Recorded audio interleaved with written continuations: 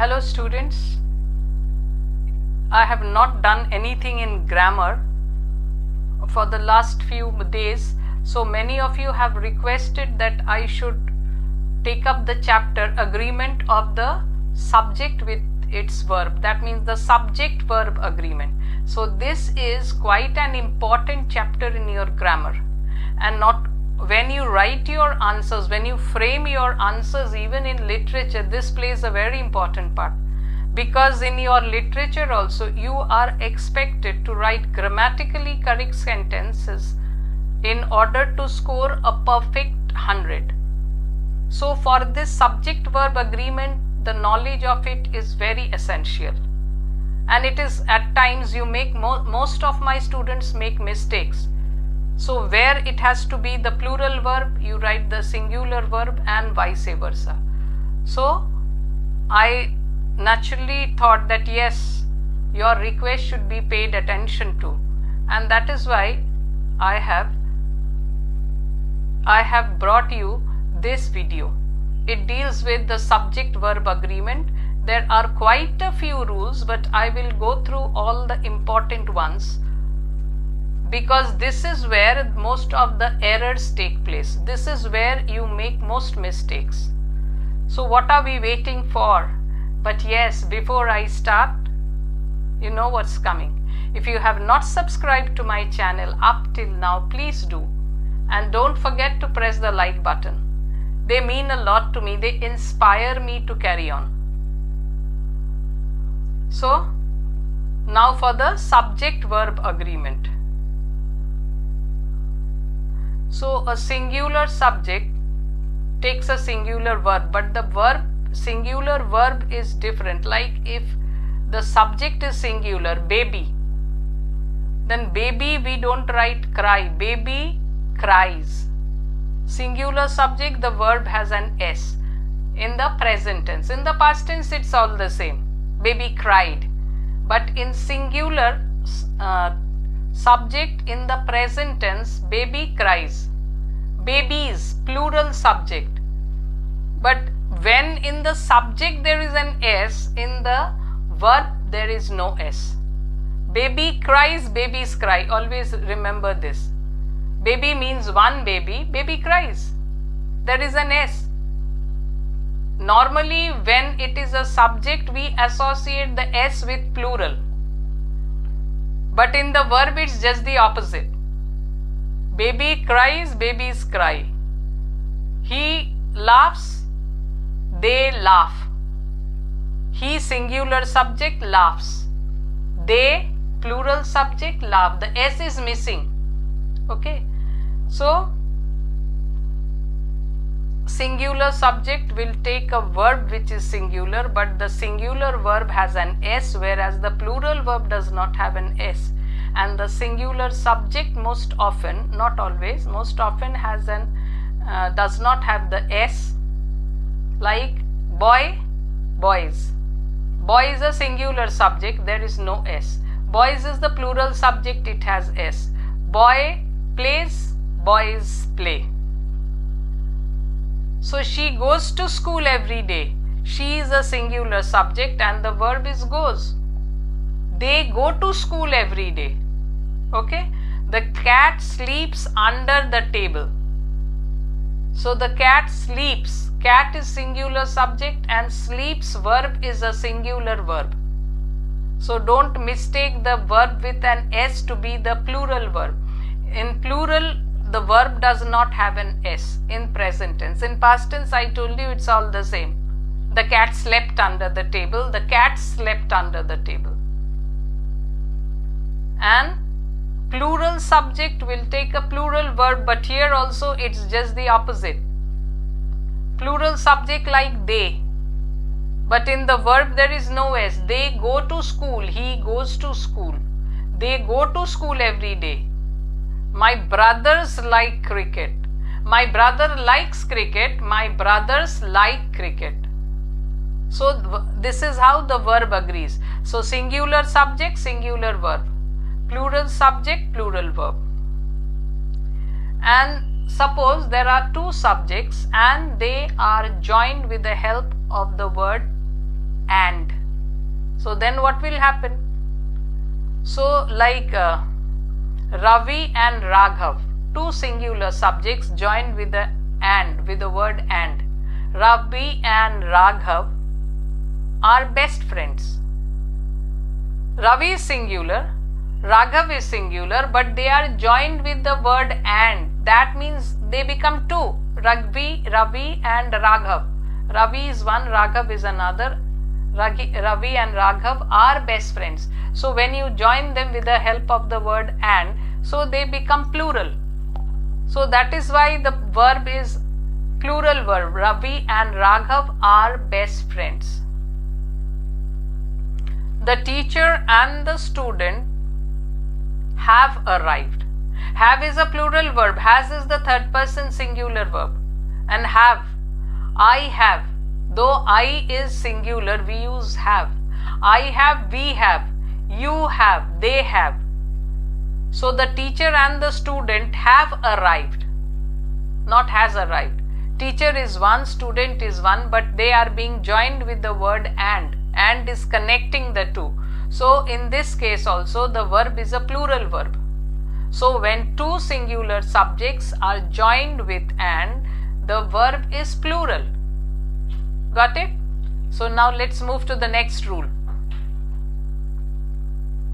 Two subjects joined by or nor. So if you join the two subjects with or in another sentence you join them with nor, then what verb will it be? Will it be a singular verb or a plural verb? So in this case the verb agrees with the one which is nearer to it. That means just before the verb, the subject, the verb agrees with it. So if the subject is plural, the verb will agree with it, and if the subject is singular, the verb will agree with it. So see this one, neither the teacher nor the students. So teacher is singular but students is plural, and which one is close to the verb? Students, plural. So the verb will agree with the second subject which is before it. So neither the teacher nor the students are present. And if we reverse it, neither the students nor the teacher is singular, it is just before the verb, so verb will agree with the teacher or the singular subject. So in that case the answer will be neither the students nor the teacher is present. Okay? And in the case of or, either or. So either the boys or the girl is responsible. Either the boys or the girl. So which one is close to the verb? Girl, the second subject. So second subject is singular, and that is why the verb will be singular. Either the boys or the girl is responsible. And similarly, if we reverse the subjects, either the girl or the boys are responsible. If boys come before the verb, then boys are plural, and that is why the verb will be plural. Okay, no doubts? Let's proceed to the next one. Collective nouns, when they are considered as a unified whole. Like the jury was unanimous in their decision. That means the whole group of juries, all the lawyers in that term called jury who assist the judge. So all of them have given the same verdict. They have agreed unanimously on a certain point. So in this case they are represented as a unified whole. So when a collective noun is represented as a unified whole, as a unit, then the verb will be singular. Like the jury was unanimous in its decision. But if the members of the jury are thought about, then in that case it will be plural. Like the jury were divided in their opinions. That means some of the juries supported the verdict and some of the juries they did not. So that means two groups formed. One says yes and the other says no. So that means the subject becomes plural, and in that case the verb will also be plural. So the jury were divided in their opinion, the jury was unanimous in its decision. So you understand the same term, the subject is the same, jury, but in the first case it represents a unified whole, a unit, and that is why the subject verb is singular. And in the second case the members of the jury are being talked about. Some members support it, some members are against it, so they form two groups. So it becomes a plural subject, and that is why the verb is also plural. And in the case of indefinite pronouns, next rule, indefinite pronouns, what do we do?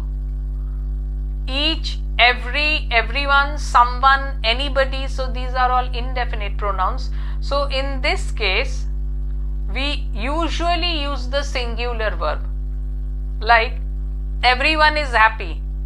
So you think, oh, everyone means everyone, all of us. But no, everyone are happy is wrong. Everyone is happy. Somebody has left the door open. So this is an indefinite pronoun and it is singular. Somebody, that means it is someone or one person. So somebody has is a singular verb. So somebody has left the door open. Each of the players was given a prize, or each of the boys was given a prize. So each one separately, so they were given a prize. So each, every, everyone, someone, anybody, so all these they take a singular verb. The next rule, there are some plural pronouns, and in this case the plural verb will be used, like few have returned. Few means more than one, obviously, so that is why the verb will be plural. Few have returned. Many are missing, obviously they mean more than one, so it is not a singular subject, it is a plural subject, that is why the verb is also plural. Several people were chosen, so several, more than one, so that is why the verb is plural. And then in the case of uncountable nouns, what verb will be used? So the verb always is singular. Like uncountable noun like water. Water is essential for our survival. Water is essential for our survival. So water is an uncountable noun. You cannot count water, obviously. So in that case the verb is singular. Rice grows in fields. So rice grows in fields. So rice is uncountable. Don't think that you can claim that I can count all the rice that is there. No, rice is an uncountable noun. So as such the verb will be singular. Rice grows in water. Honesty is the best policy. Abstract noun honesty. It is an uncountable noun. So in this case the verb will be singular. Honesty is the best policy. Honesty wins hearts, wins the hearts of others. So wins, singular verb. And then when we deal with subjects, when subjects relate to measurement, time and amount of something, in that case also the verb is singular. Like 10 rupees is not enough. 10 rupees. So don't think 1, 2, 3, 4, 5, 6 in that way. You get a 10 rupee coin or a 10 rupee note. So in that case what is it? It is singular. So 10 rupees is not enough. Then regarding time, 5 years is a long time. 20 years is a long time. After 20 years there is a famous story. So 10 rupees is not enough. 20 years is a long time. So here it refers to time. 20 years, we don't take the years separately, 1, 2 till 20. So 20 years.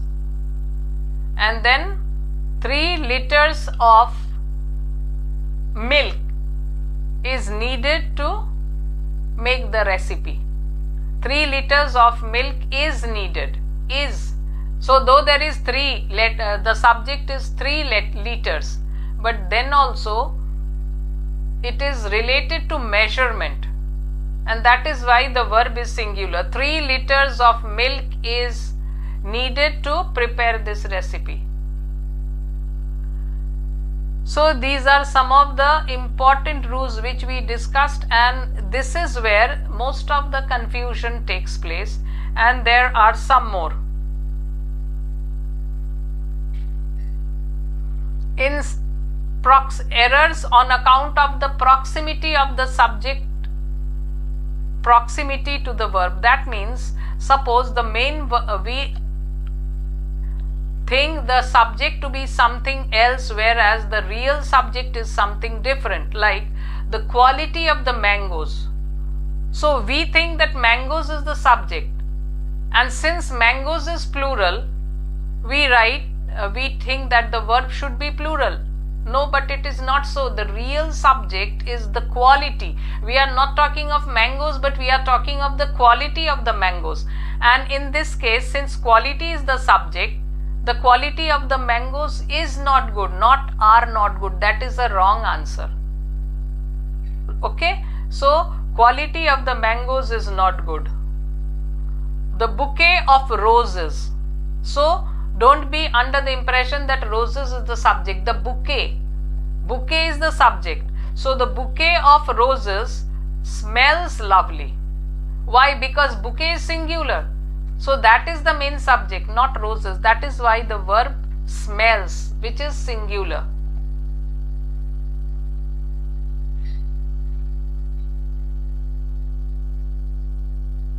And then each, every, many a. So all these words when we use them as a subject, they take a singular verb, like each of the students was praised. Each of the students was praised. So don't be under the impression that students is there, so the verb will be plural. No, each of the students. Each is the main subject. Every boy and girl is invited. Every is there. So that is why the verb is singular. Many a man. Many a takes a singular subject. So many a man has tried and failed.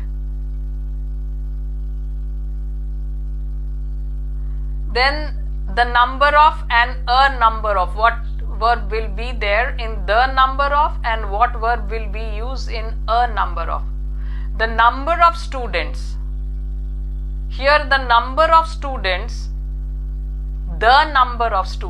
definite number, is increasing. The number of students, not are increasing, is increasing. And now see the next one. A number of students, but how many we don't know, are absent today. So here the subject is plural, and that is why the verb is also plural. And in the previous case, the number of students is increasing, so the subject is singular, and that is why the verb is also singular.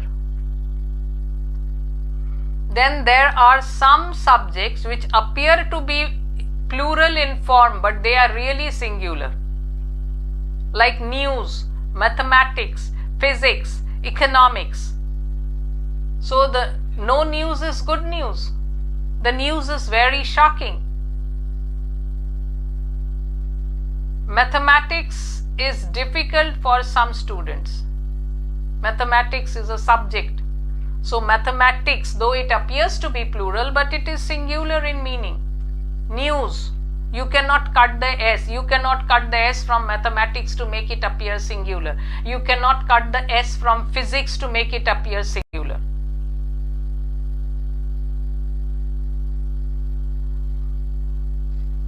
And then regarding the names of books, movies or organizations. The Gulliver's Travels is written or is an interesting book. Gulliver's Travels is an interesting book. The United Nations is headquartered in New York. United Nations. So it is an organization. And then we have plural nouns which are singular in meaning, like $50. $50, not 1, 2, 3, 4, 5. $50 is a lot of money. 10 kilometers is a long distance. I discussed them a little earlier also. These are some more examples. 5 hours is not enough. So these are a set of different examples.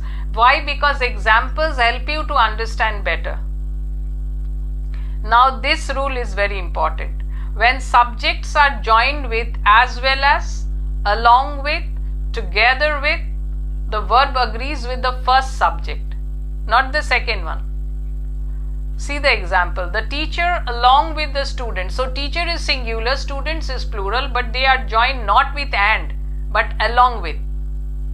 So that is why the verb will agree with which subject? The first subject.